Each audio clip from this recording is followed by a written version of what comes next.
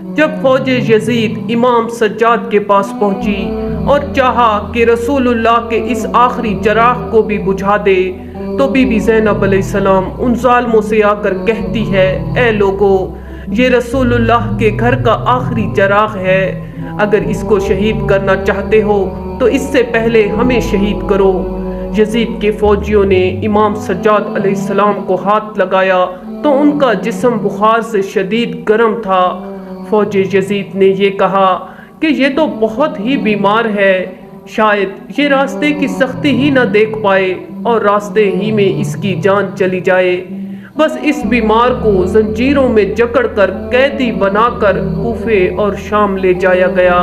تاریخ نے لکھا ہے کہ رسول اللہ کے مردوں کے سر نیزے پر سوار تھے اور فوج یزید خوشی سے جھوم رہی تھی اور خوش ہو رہی تھی کہ کوفہ کے گورنر عبید اللہ ابن زیاد نے پیغام بھجوایا کہ پہلے رسول اللہ کے خاندان کو کوفہ لے کر آؤ، ان کی غربت کا تماشا پہلے میں دیکھوں گا۔ بس راستے کی تمام سختیوں کو برداشت کر کے جیسے ہی رسول اللہ کا خاندان کوفہ کے دربار میں پہنچا تو ابن زیاد نے کہا، اے شمر، رسول کے خاندان کے اس آخری مرد سجاد کو کیوں چھوڑ دیا؟ اس کو کیوں قتل نہیں کیا؟ شمر ہنس کر کہنے لگا، ان بنی ہاشم میں کوئی تو ہو جو اپنے مردوں اور عورتوں کی عزت کا تماشا دیکھے۔ اتنے میں بی بی زینب علیہ السلام فرماتی ہیں، اے ظالمو، اللہ کے انصاف سے ڈرو، ہم انہی رسول اللہ کی بیٹیاں ہیں جنہوں نے اللہ کے حکم کے سوا اپنی زبان سے کچھ نہ بولے۔ اور تمام فوج یزید کو مخاطب کر کے کہا، میں اسی علی کی بیٹی ہوں جس کی ذوالفقار سے اسلام کو فتح اور کامیابیاں ملی ہیں۔ اے لوگو، میرا بھائی حسین رسول اللہ کا نواسہ تھا اور پوری زندگی اسلام کی تبلیغ کرتا رہا، لوگوں کو امن اور محبت کا سبق دیتا رہا۔ کیا قصور تھا میرے بھائی کا؟ بتاؤ، روز محشر کیا منہ دکھاؤ گے جب اللہ کے محبوب کے سامنے پیش کیے جاؤ گے؟ بی بی زینب اور امام سجاد ان مردہ لوگوں کے مردہ ضمیر کو بیدار کرنے لگے۔ اتنے میں ابن زیاد کہتا ہے، ہم اپنی فتح کا تماشا کس کو دکھائیں؟ کسی ظالم نے کہا کہ اے آقا، آپ کی قید میں رسول اللہ کے خاندان سے پیار کرنے والا مختار ثقفی ہے، اس کو بلاؤ۔ اور پھر مختار کو بلایا گیا۔ بس جیسے ہی زنجیروں میں جکڑے ہوئے مختار کو لے کر آئے تو ابن زیاد خوشی سے کہتا ہے، اے مختار، تو رسول اور آل رسول کو چاہنے والا ہے، دیکھ ہم نے ان کا کیا حشر کیا۔ جناب مختار نے دیکھا کہ آل رسول کے کٹے ہوئے سر نوک نیزہ پر بلند ہیں اور امام حسین علیہ السلام کا سر ابن زیاد کے سامنے رکھا ہے اور وہ اس کی توہین کر رہا ہے۔ ان کو جلال آیا، اس نے چاہا کہ اس کا سر جسم سے الگ کر دے۔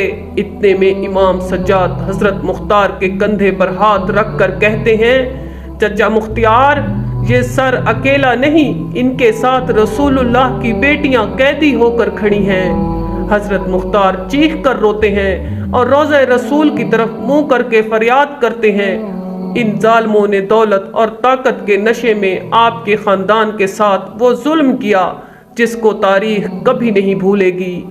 اس کے بعد ابن زیاد کہتا ہے کہ ان کو شام لے جاؤ، اور جب سیدزادیاں اور امام سجاد قیدی ہو کر یزید کے دربار میں آ پہنچے تو یزید خوشی سے جھومنے لگا۔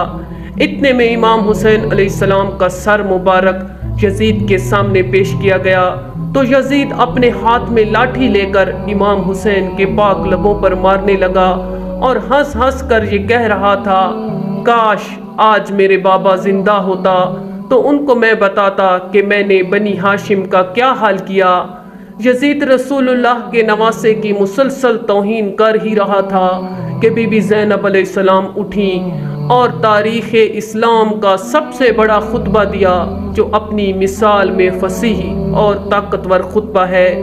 بی بی زینب علیہ السلام فرماتی ہیں، سب تعریفیں اس اللہ کی ذات کے لیے جو کائنات کا پروردگار ہے، اور اللہ کی رحمتیں نازل ہوں محمد مصطفیٰ صلی اللہ علیہ وآلہ وسلم پر اور ان کی پاکیزہ و عطرت اہل بیت پر، آخر کار تم لوگوں کا انجام بہت برا ہے۔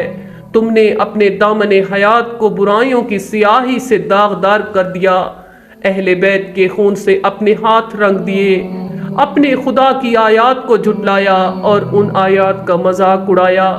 اے یزید، تو کیا سمجھتا ہے کہ تم نے فتح حاصل کر لی اور آل رسول کو رسیوں اور زنجیروں میں جکڑ کر در بدر پھرانے سے تو خدا کی بارگاہ میں سرفراز ہوا اور ہم رسوا ہوئے ہیں؟ کیا تیرے خیال میں ہم مظلوم ہو کر ذلیل ہو گئے اور تو ظالم بن کر سر بلند ہوا کہ آج تو اپنی ظاہری فتح کی خوشی میں مست ہو کر ہم پر اترا رہا ہے؟ اپنی غلط سوچ پر فخر نہ کر اور ہوش کے سانس لے۔ کیا تم نے اللہ تعالیٰ کا یہ فرمان بھلا دیا کہ حق کا انکار کرنے والے یہ نہ سوچیں کہ ہم نے انہیں جو مہلت دی ہے وہ ان کے سامنے خوفناک عذاب کی صورت میں ابھرے گی؟ اے میرے نانا کے غلاموں کی اولاد، کیا یہ تیرا انصاف ہے کہ تو نے اپنی عورتوں کو چار دیواری کا تحفظ فراہم کر کے پردے میں بٹھا رکھا ہے اور رسول زادیوں کو بے پردہ کر کے بازاروں میں پھرایا ہے، ان کی عزت اور عظمت کی چادر کو لوٹ لیا اور ان کی بے حرمتی کا مرتکب ہوا؟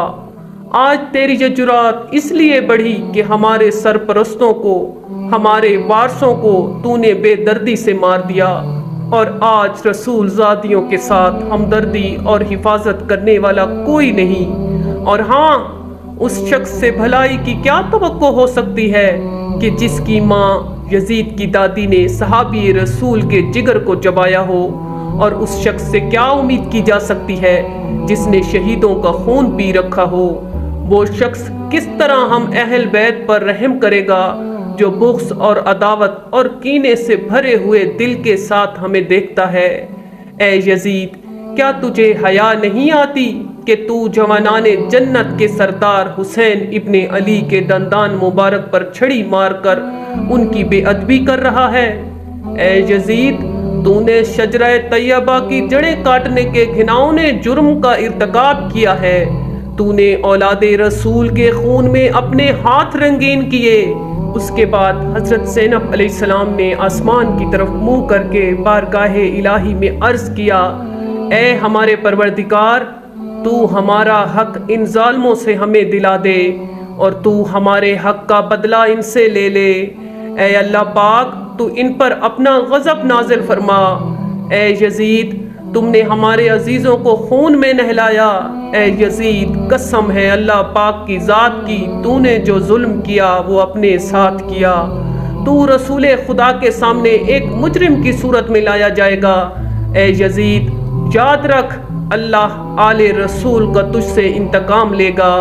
اللہ تعالیٰ کا فرمان ہے کہ تم گمان نہ کرو کہ جو لوگ راہ خدا میں مارے گئے وہ مر چکے، بلکہ وہ ہمیشہ کی زندگی پا گئے اور بارگاہ الہی سے روزی پا رہے ہیں۔ اے لوگو، یزید کا ساتھ دینے والوں، تم لوگوں کو بہت جلد معلوم ہو جائے گا کہ ستم گروں کا انجام برا ہوتا ہے اور ان کا ٹھکانہ جہنم ہے۔ افسوس تو اس بات پر ہے کہ شیطان کے ہم نوا اور بدنام لوگوں نے رحمان کے پاکیزہ لوگوں کو شہید کر دیا، اور صحرا کے بھیڑیے ان پاکیزہ شہیدوں کی مظلوم لاشوں کے ارد گرد گھوم رہے ہیں اور ان پاکیزہ جسموں کی بے حرمتی کر رہے ہیں۔ بس ہمیں اللہ کی عنایتوں کے سوا کچھ مطلب نہیں، اور ہمیں صرف اور صرف اسی کی ذات پر بھروسہ ہے، اس لیے کہ اس سے بہتر کوئی سہارا نہیں۔ Beauty of Islam.